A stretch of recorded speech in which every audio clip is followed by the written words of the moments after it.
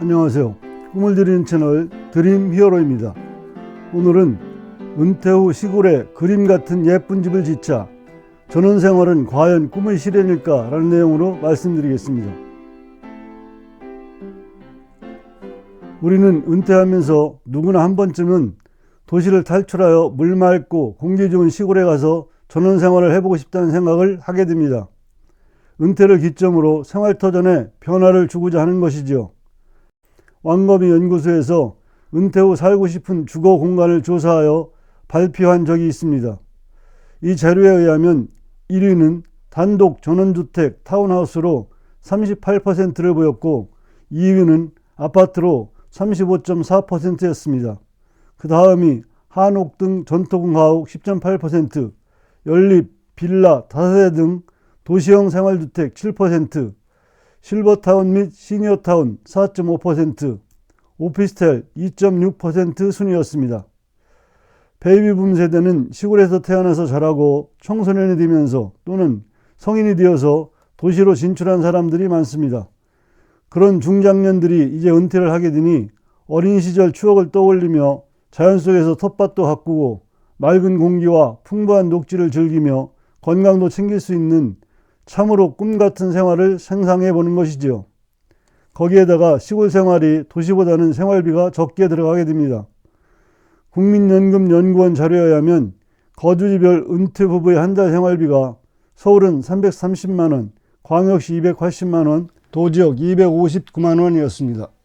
평균 생활비가 이러하니 시골의 한적한 동네에서 텃밭이라도 가꾼다고 하면 이보다 훨씬 생활비가 적게 들 것입니다. 은퇴 후 노년으로 갈수록 부담을 느끼는 지출 항목 중에서 차지하는 비중이 제일 높은 것이 식비 부분입니다. 한국보건사회연구원 자료에 의하면 고령자들이 부담을 느끼는 지출 항목 중 1위는 식비로 46.6%였습니다. 그 다음이 월세 등 주거 관리비 24.5%, 보건의료비 10.9% 순이었습니다. 그렇다면 은퇴한 우리는 이제 혼잡하고 시끄러운 도시를 떠나서 전원생활을 하러 가는 것이 최고의 선택일까요? 전원생활을 경험한 사람들은 전원생활의 많은 장점을 이야기합니다.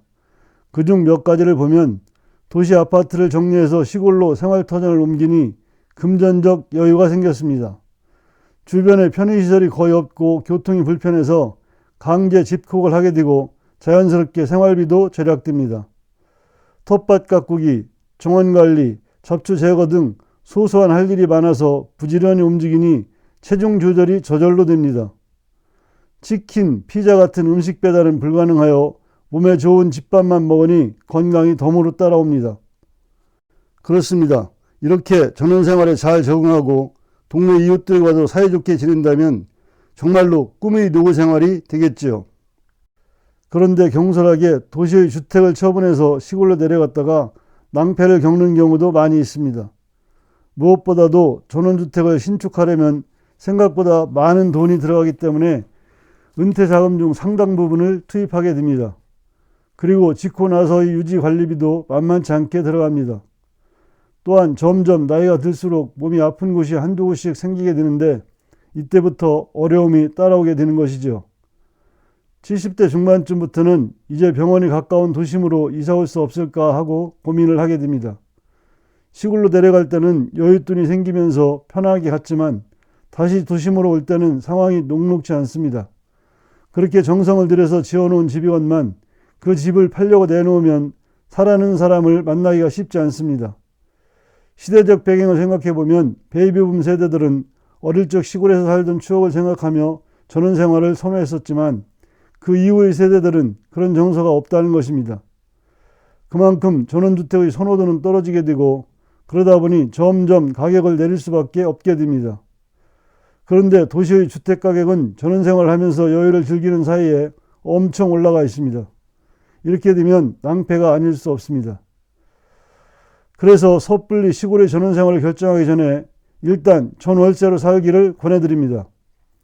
도시에 있는 집은 팔지 말고 전세나 월세를 주고 시골 전원주택에서 전월세 살이를 하는 것이죠.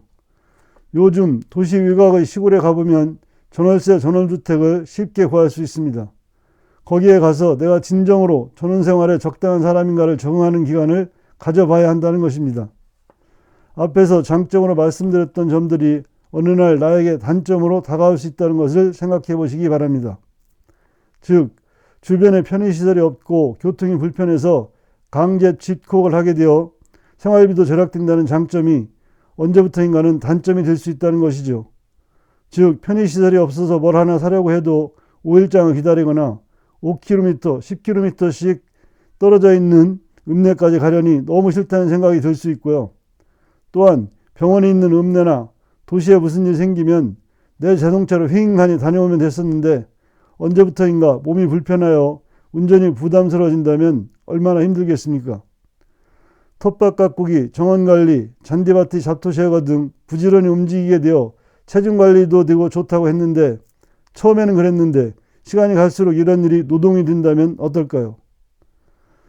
치킨, 피자 같은 배달 음식이 안 되어서 건강에 좋은 집밥만 먹게 된다고 했지만 사람이 때로는 치맥도 하고 싶고 색다른 음식도 먹고 싶은데 그럴 수 없다고 하니 불편하지 않겠습니까? 이 밖에도 원래 시골에 살던 주민들과의 갈등, 야생에서 올라오는 각종 벌레들과의 적응 등 직접 살아보아야 알 수 있는 어려움들에 부딪힐 수 있습니다. 오늘은 전원생활이 꿈의 실현이 되는지에 대하여 살펴보셨습니다. 시골로 귀촌해서 전원생활을 하면서 즐겁고 행복하게 사시는 분들도 많이 있지만 누구나 다 그런 것은 아닙니다. 과연 나도 그렇게 할 수 있는지에 대한 세밀한 검토가 필요하다는 말씀을 드리며 오늘 영상을 마치고자 합니다. 끝까지 시청해 주셔서 감사합니다. 구독, 좋아요 부탁드립니다.